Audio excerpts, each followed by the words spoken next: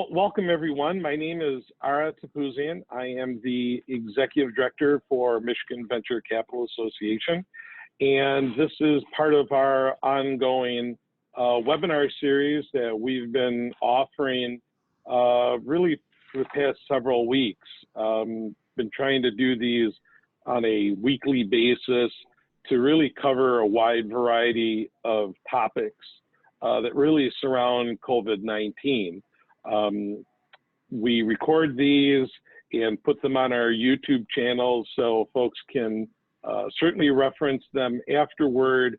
And if they've missed today, they can, it certainly has continued life. And so today, what we thought we would do is really talk to a few of our service providers. So MVCA has a limited number of service provider members that belong to the organization. And they range from services that do law work, IP work, accounting work, tech software work.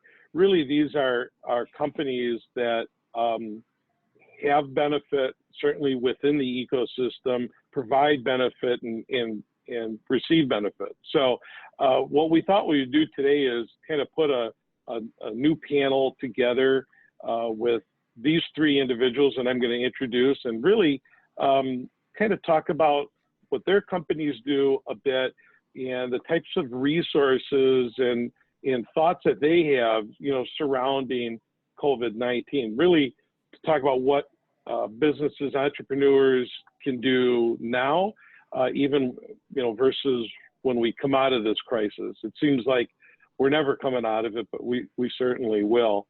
So we're going to go sort of around the room real quick, and I'm going to, ladies first, is what I told the gentleman a little bit earlier before we started. So I'd like to introduce Dakota Bruner. Dakota is the Director of Business Development at GDI InfoTech. GDI is actually a new service provider, a member this year, and we're happy to have them. GDI for the last 26 years has worked as a trusted talent partner to both enterprise level and portfolio companies. Working as a proud, like I said, new platinum member, they're thrilled to be a partner with us, and what they do is really help that tech ecosystem and bridging the gap with talent. And so we're going to talk to Dakota a little bit more about what GDI does shortly. Next, Doug LaLone. Doug has got all the fish in the background. He is an avid fisherman, as you could see. Doug is with Fishman Stewart, PLLC. Doug is a Purdue engineering grad. He's a registered patent attorney, partner at the law firm, the IP firm Fishman Stewart. He heads the firm's strategic IP practice group that counsels portfolio companies, PE, VC, and IB firms on intellectual property strategies, due diligence, and portfolio management. Doug works on both the buy and sell side of M&A transactions as well. He has defended over 100 IP suits over close to 30 years, and his cases have covered patent, trademark, trade secret, unfair competition, and so much more. Before the U.S. Patent Office, he has prosecuted hundreds of patent applications on numerous consumer and industrial products. So it's going to be good to talk to Doug today about really what folks can be doing currently, and then again, as we come out of this crisis, some things to kind of take hold of. And then we've got Jim Martin. Jim is displaying the oldest computer alive behind him. It's an antique, it's a historical relic, but don't see much of that anymore. So I notice I just keep staring at that computer. But Jim is the managing director at Cendrowski Corporate Advisors. Jim specializes in providing comprehensive risk assessments, focusing on the evaluation of operating effectiveness of business processes, internal control structures, and the development of recommendations for improvement. Jim has performed forensic examinations of numerous business arrangements to determine the accuracy of recorded transactions and financial statement presentations. I should add that, you know, both Fishman, Stewart, and Cendrowski Corporate Advisors have been longtime service provider members, and we appreciate their continued support as well. So I guess first off, let me just ask you three, how are you all doing given our current crisis? How are you holding up? Obviously, looks like you're all in your homes or your home offices. Dakota, how are you doing during all of this crisis? Good, just staying positive, staying motivated. So awesome. Yeah. Jim, how about you? How are you doing? Oh, it's fine. I do our IT support as well, and so I have to keep everybody working from home and that. So that's been a bit of a challenge, but it's really smoothed out now as people get used to used to working from home and being at home. The real issue is you just don't know what they have at home for internet connection or cable modem or DSL or whatever, and it's just that unknown world of getting them connected. So yeah. And Doug, are you doing any fishing? A little bit. They're starting to get on the beds out front here in the lake. The big project last weekend is my wife and I started working on redoing our deck. So we have a little construction project going on in between the working down here basement. You can see this is my basement. This is my little office, my little man cave down here. And but I try to take a break. Yesterday was especially nice to be outside, do a little work on the deck and things like that. But we're surviving quite well. Terrific. Well. Asking. Good. Well, and hopefully as the weather changes, things will get a little bit better for all of us. All right, let's really just kind of jump in. And as I mentioned, Dakota, I'm going to talk to you first a little bit about GDI Infotech, and maybe, start off by giving this sort of a brief kind of a snapshot of what GDI does. Yes, so for the last 26 years, we've been focusing on enterprise level companies, and have recently added to our business model supporting startups. So just helping our tech ecosystem with great talent. So we partner closely with the VCs and also the EDOs in the area just to support that ecosystem.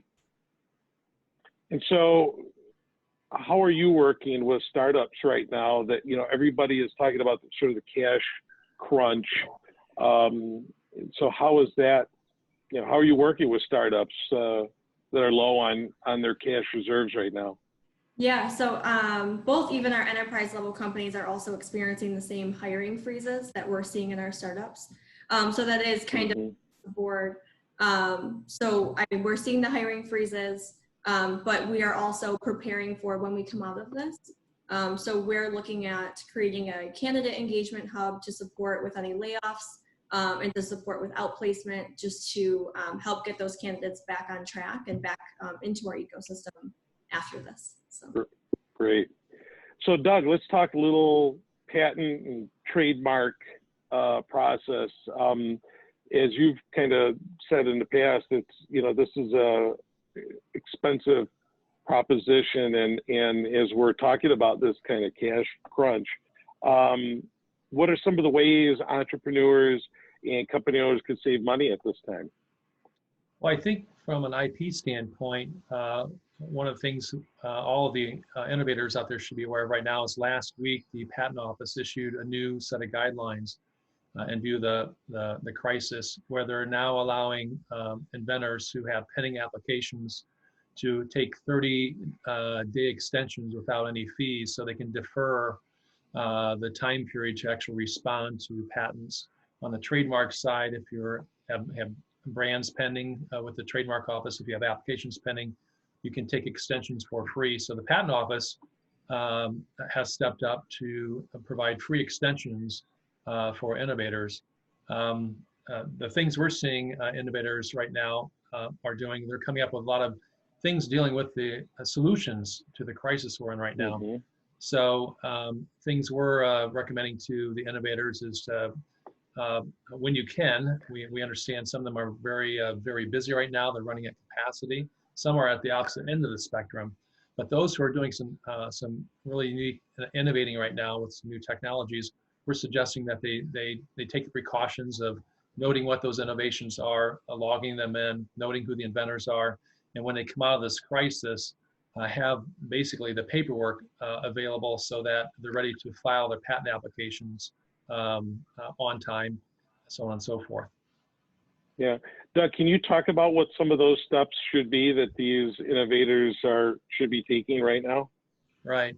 Well, there are really kind of two categories. Let's take the category one. If there's innovation going on with current employees that are there and have not been laid off, then there's a second bucket, unfortunately, where innovators have maybe had to have left the enterprise for some reason. On the first bucket, when you have innovations taking place, you need to make sure if you're launching new products, one thing you might want to talk about and consider with your organization, is that new product going to violate anyone else's intellectual property? For example, would they violate a patent? So for example, you come up with a new process or new product responding to what's going on in the crisis right now, and you're maybe creating masks or ventilators or testing equipment or things like that.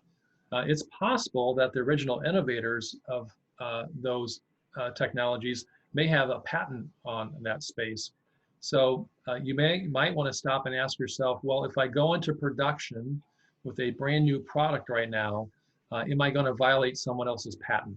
So one of the things we look at from a patent perspective as patent attorneys is we conduct what's called a freedom to operate investigation.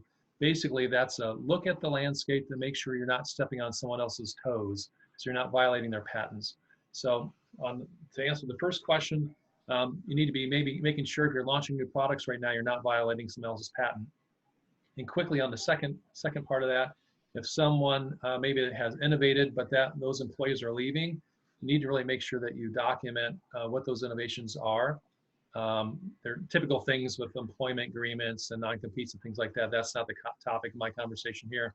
But you need to make sure that with the wealth of talent that could be leaving, unfortunately, that you're capturing your innovations. And we have different processes we put in place for doing that. Doug, I'm always intrigued by certainly innovation and certainly MVCA supports innovation. Are you getting new clients or some of your existing clients coming to you that says, hey, we've got new product or we've got something that actually can help out during this crisis? Are you seeing an influx of that now, or do you expect to see more of it once we come out on the other end? Actually, starting as of last week, our firm started seeing existing clients reach out to us with solutions to the crisis, as well as people that were not clients before reach out. For example, a person that was not a client last week reached out. They came up with a new social app. They're a programmer, a web developer. They developed a new analog in some technologies for matching volunteers who have resources with those who are in need. And this is a Pontiac-based company that's now wants to take these technologies for matching these groups of people. And they thought, oh, I'm not going to use this with these other areas of technologies in my business post-COVID. So we're seeing things happening already. Okay, great. Thanks, Doug. Jim, you are slightly busy with all of these relief programs, and certainly, the IRS changing some of their deadlines and requirements. What are some of the financial relief features within the CARES Act that was recently passed? Sure. Probably the most notable one was the Paycheck Protection Program. And there's a ton of stuff written about that, and there's a scramble for everyone to get their applications in, which is certainly good. The early numbers on that the banks are talking about, it's that there's absolutely no way that there's enough money allocated to that program is going to be very rapidly overwhelmed with that. But there are other features in there that should be noted by companies that can create either positive cash flow currently in that. There is the potential to get an economic injury disaster loan, and there's an immediate advance that comes with that. That's a separate application that's directly through the SBA. The PPP loans, they put that out to the banks. So any SBA lender is going to be the administrators of that. They do their own due diligence. It's a very streamlined process. A lot of it is based on owner representation, that you can represent that this was your payroll, this is what you're going to do with it. They did just put in, the final rules just came out, and all this stuff is, that's one thing with all this, is it's changing every day, and the stuff that was out yesterday may already be, you know, obsolete, but in the final rule they put in that you have to use the 75% of the PPP proceeds for payroll. Before it was related to the amount that they potentially would forgive with that, but the final rule said you must use it for that. They said that if you misuse the funds or use them for some other unauthorized purpose, that you know, you have to pay it back. There may be fraud charges with that. What's not clear is if they meant, so if you don't use 75% for payroll, are they going to say that was a fraudulent disbursement or not? So the language is there that it may, but nobody knows if that's what they meant or not. You know, it just depends on, you know, what they did with that. Some of the other stuff, though, is there's also a change in the net operating loss provisions that you can now carry a loss back up to 5 years, and that was something that changed with the Tax Change Act in 2017 that came in. Now we can go back 5 years, and so what that means for a company today is the company thinks they have an NOL for 2020 coming down the road. They can actually go back, look at their income that they had in the prior 5 years, and potentially deduct that from their quarterly reporting for withholding purposes. And so that may reduce the amount of tax liability immediately by going back and looking and see if they can use some of that, offset that loss against prior year income. There's other things that, especially related to nonprofits, relate to additional gifting opportunities and that. And so there are things, it's really, really important to speak to your tax advisor about your position, because it's different for everybody, and making sure that all these changes are considered in your 2020 and whether or not you should be filing amended returns for prior years. Jim, the EIDL, and I think the question that I've been hearing a little bit is, you know, it's a loan. Some may be treating it as a grant. And like you pointed out, you know, clearly pointed out that, you know, this stuff is changing on a daily basis, and it sounds like it's a moving target of sorts. Can you talk about that 10 grand a little bit more? I mean, is it indeed a loan that needs to be paid back, or, I mean, is it, talk about that a little bit.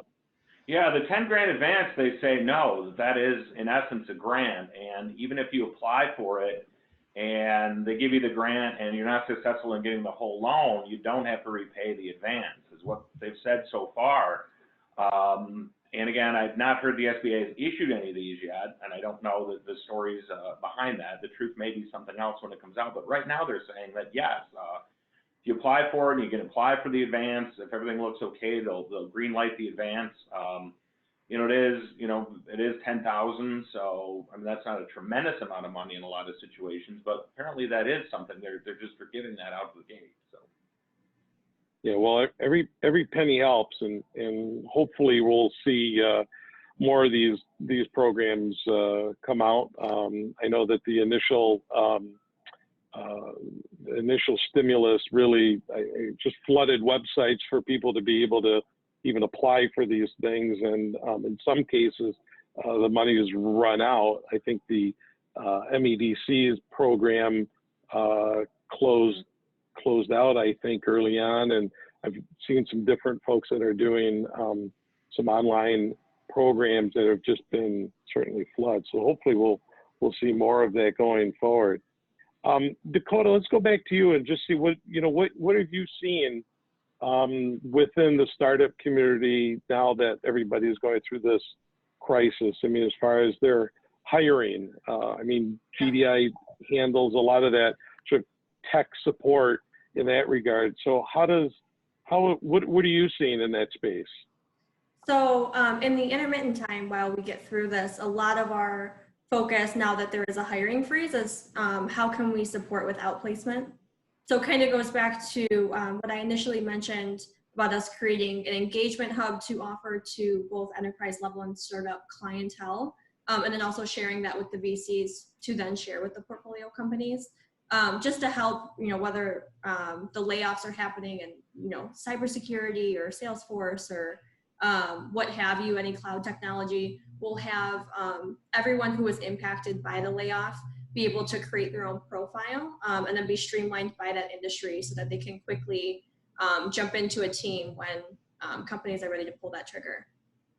So we're just seeing a freeze and just really supporting the VCs and the EDOs with outplacement at this time. And then also doing some things to help the community streamline their communication as well. Dakota, do you see, and I guess this could be a question for all three of you, but do you foresee your business model changing a bit, after this crisis? I mean, are you seeing things within your own industry that, oh, we could be doing X or enhance some of the things that you're already doing? Yeah, so one of the things that we added to our strategy, that we didn't see prior to this crisis was our sister company InfoReady offers a platform that they offer to higher education. So they're in over 200 universities across the globe. And we're using that same platform and learning how to adopt it for our community. So just helping them streamline the communication, not only through the COVID crisis, but also streamline communication, whether it's to stakeholders or startup companies and so forth, helping them streamline and centralize that information in one place. Okay. And just to remind folks, we've got a lot of folks that are watching right now, and you can submit a question or a comment. We'll try to get to that. Actually, I got one via text from a friend, but an entrepreneur that is watching right now, and she wanted to add that they're making, and this is a clothing company that's now making some surgical caps for DMC, and they've ordered already 130 of those, and so that's going to be certainly increasing. So Doug, really to your kind of comment early, we're gonna see a lot of folks that are really stepping up to create more. Doug, let's talk a little bit more about sort of a crisis prevention for these innovators, and we're going to see some new companies that are going to really emerge as a result to this crisis. Are you seeing it or at the moment, or what are your thoughts behind that? Well, I think there's going to be just a remarkable amount of innovation that's going to be developing as we proceed over the next month or so. This is going to be new products from within many of the portfolio companies that are represented here by MVCA. I suspect they're going to be developing things medical related and non-medical related. And as a result of that, new companies are going to spin out of this, is my estimation. That's going to focus on a new thing that they just innovated. And times like this, people step up and they innovate. And we're seeing that left and right. So one of the things I would suggest with respect to the fund managers that are managing 5, 10, 20, 30 portfolio companies is this is really a good opportunity for you as the leader of these organizations which you fund to provide intellectual property capital leadership. And what I mean by that is think about putting together at the top of the platform level there at your fund an intellectual property protocol for not only existing products in the pipeline, but new products. Your question focused really on new products that are being developed. Think about taking on the leadership responsibility at the fund level to develop an intellectual property protocol. And then from that, push that down to all your portfolio companies so that they are doing really 3 things, which they should be doing already. One, your protocol is identifying creativity. 2, it is then protecting that creativity from one of the tools that we have, whether it's patents, trademarks, copyrights, trade secrets. And then 3, you're leveraging that creativity. And what's the purpose of the portfolio company? Well, a purpose is to use those creative assets to help bring value to the company and to generate revenue, right? And so if you put in place an intellectual property protocol amongst your entire platform, you are basically put in place a system to help harness the intellectual property that's being developed by your company. And that of course brings value to the company. And when you bring value to the company, when you exit, hopefully you may get another turn out of that exit. And this really is really a plan about taking the intellectual property approach and running it consistent with the corporate approach. So you have what we call an engineering laminar flow. So things flow smoothly. So when you exit, maybe 3 or 5 years out, you have a better return. So this is a good opportunity for members of the MVCA to really step up and put in place an intellectual property plan across their platform. Yeah.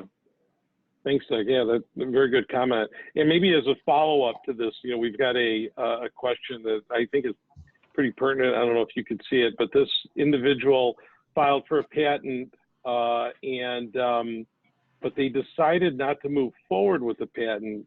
But since they filed, they want to know if that filing provided them any copyright protection. Okay, and the simple answer is no. Copyright protection is a different area of the law compared to patent protection. So reach out to us, we can answer that question. And just one, you might be wrapping up here. I'm just going to do a little plug here, Ara. If you go to our website at fishmanstewart.com and you click on the middle tab, you will see a series of webinars and information for innovators that they can get information about the price breaks the patent office is providing to them right now, as well as workshops that we're putting on. In fact, we're putting on another workshop at 1 o'clock today, and you can get to that free workshop by going to that webpage at fishstewip.com. Great, thanks, Doug. Right for that shameless hey, plug. Jim, there's no such thing as a shameless plug. Jim, let's talk about maybe, there's two things I want to make sure that we cover. Really, tax filings. There's some new deadlines. How are they been impacted? Then let's talk maybe a little bit about, maybe start with the affiliation rules as it applies to capital and within these portfolio companies. Can you speak to those? Yeah, the tax deadline was one of the things they pushed, and they did push also some of the payment and withholding requirements too with that, at least till July in that. So there is a relief with that, but people still should be keeping their information together. And again, as I said, make sure you talk to your advisors about going back and seeing if there's anything in prior years that may affect your filing in the current year in that. The affiliation rule relates to the Paycheck Protection Program and the PPP. And so what Congress did was they carved out and they said, so there's various rules that a company needs to qualify for an SBA loan. But in this case, they added a new feature that says, well, anyone who has less than 500 employees will qualify for these loans and that. The problem is the SBA also has affiliation rules, which have to do with what they define as control. And control is really a strange world in the venture capital area, in that, if a fund has an investment in a portfolio company, does that mean that they exert control over it? According to some of the SBA rules, they may be able to argue, or they would argue in a loan application, that it does indeed exert control, and so that organization wouldn't qualify as a small business. There may be other ways they can qualify. There's some income tests and things like that, but specifically they gave a waiver to anyone in the hospitality industry, so hotels and restaurants. They waived that and said, no, it doesn't matter how many are in the same company or organization. Each site is its own entity for purposes of the 500 test, and they did not give that waiver for venture capital yet. Although there is arguments that people are calling, there's sort of that call your senator type thing and ask them to clarify that, but that's not come out yet. And so right now, it may be confusing as a portfolio company or a fund were to apply for a PPP, how they're going to interpret those control provisions under the affiliation rules. Yeah, no, I appreciate that. That's actually a very good point, because I'm hearing a lot of back and forth of whether it's covering it or not. Certainly, the folks at the NVCA, the National Venture Capital Association, has been proactive in trying to get that clarity, and we even signed on, to a letter to that. So good. It's a good comment to really sort of end on with that, because we've certainly we want that clarified that it should apply to their portfolio companies, and I hope that's the case. It seems to be leaning toward that it is, but sometimes it's not 100% clear. So I appreciate that, Jim. Hey, Jim, like I said earlier, there's no such thing as a shameless plug. But can you want to do a real quick plug here for your firm? I guess I can. Again, we do, I don't do tax myself, but we have a very capable and qualified tax department. Myself, I do internal control procedures, and one of the things that a lot of companies are looking at is they sort of went into emergency mode, work from home. It's pretty clear the technology's proven out now, and I think this is going to be more of a industry, just a business going forward standard. I think we're never going to go back to where we were. I think it's proven out now that, for example, it is okay that people work at home. It is possible to get work done that way. It is possible to have productive meetings without, driving across the country or flying somewhere. And I think that that's now going to be a viable thing in the future, but that changes the risk profile of the company, that you have people working in offices where you don't know what the environment is. You don't know if they print stuff at home and just throw it in the garbage. There's all kinds of procedures that need to be considered and modified for those changes in the environment. And we work with a lot of companies on those types of things as well, including, nuts and bolts accounting, accounting, timekeeping, check authorizations, authorities, sign-offs, things like that, that all have to be considered if people are working remotely. So, if I write out checks, somebody else has to, approve the disbursements and that. How you do that securely in a remote environment are all things that are going to have to be considered in the future. Yeah, no, very good point. And also, I think you're going to see, again, probably some newer innovations that answer some of those questions, because I do agree that this is definitely proving we can work remotely. And as I've joked to a lot of people, I seem to be getting more done working virtually, but then again, the days run into the nights and the nights run into the day. It's probably a good segue to kind of end, Dakota, with you a little bit. As Jim's kind of pointed out, protocols will potentially change, and there's going to be some IT involvement with that. And I'm assuming that your organization is maybe looking at how that could be developed down the road. So any kind of last thoughts and maybe quick plug for GDI? Yeah, so in regards to prepping for what's next with IT, we really are putting a keen focus on cloud technology, as that's kind of where everything's moving. Not only from a work perspective, but also, the K-12 schools. We're expecting to see some kind of surge there as far as allowing students to work from home, and this becoming the norm, not only for work, but for schooling and education. So prepping for that with cloud technology, Salesforce and cybersecurity, we think will be huge, and are things that we are preparing for, and then also preparing with any outplacement, getting those ready for when those teams start to surge. So in regards to GDI, with our community and kind of noticing that there's a lot of information going out, and you often get the emails with 19 different links and you don't know and what's just an update.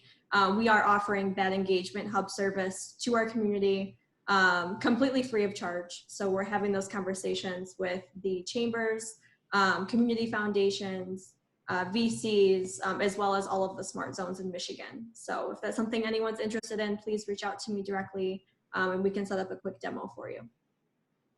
Great. Well, thank you, Dakota. We've kind of gone over our time, and everybody is still sticking in with us. I had asked the panel to post their websites in the chat, and they've done that, and we will, when we release this in a recorded version, we will certainly have their web links. There was this one last question of the link to apply for the EIDL grant. I don't know, Jim, if you've got that handy and can type that in. There you go. Awesome. Cool. Right on. And we just go there. They've got the homepage. If you go to the SBA, they've got a main box that says, COVID resources. If you click on that, it goes to an overview of all the programs, and then it'll say for the PPP to, you know, go to your bank and apply there. For the EIDL, it's they've got an application online, so you can actually fill out the form right on there, and then ask for a bunch of information and owner information and representations and that, and you can just fill that on right there. Great. No, thanks, Jim. And we've added sort of the end note here is we've added on the MVCA website a resource page that not only will archive these webinars, but certainly as we're seeing new programs, grants, loans, what have you, surrounding COVID, we're going to update on that website. Panel, thank you very much, Dakota, Jim, Doug. I thank you for providing your valuable time today to talk to really the Michigan ecosystem.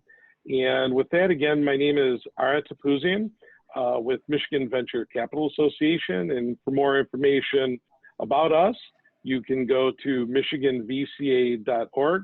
Want to learn more about our service providers and what they do, there is a link on our website just for our service providers. And with that, I wish everybody a safe and healthy day and into the holiday weekend.